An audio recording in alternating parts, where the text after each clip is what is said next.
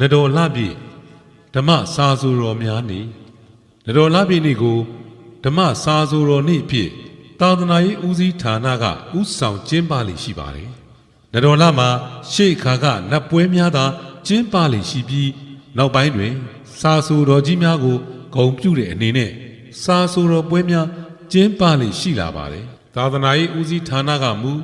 လောကအကြောင်းမဖက်ဘဲဓမ္မအကြောင်းသက်သက်ကိုသာရေးဖွဲ့တဲ့ဓမ္မစာဆိုတော်ကြီးများကိုဂုဏ်ပြုသောအားဖြင့်နတော်လှပြီနေ့ကိုဓမ္မစာဆိုတော်များနေ့အဖြစ်ကျင်းပလေရှိကြပေတယ်ဓမ္မစာဆိုတော်နေ့များမှာဟတ္တိပါဠပြုတ်ခေါ်စတုဓမ္မတာရပြုတ်ခေါ်ကိုးကံပြုတ်ကိုရေးဖွဲ့ခဲ့တဲ့အင်းဝခေတ်စာဆိုတော်ရှင်မဟာယထတာရကိုဂုဏ်ပြုတဲ့အနေနဲ့ကိုးကံပြုတ်ကိုရွတ်ဖတ်ပူဇော်ကြပါလေမြန်မာစကားပြေမှာအစောဆုံးဖြစ်တဲ့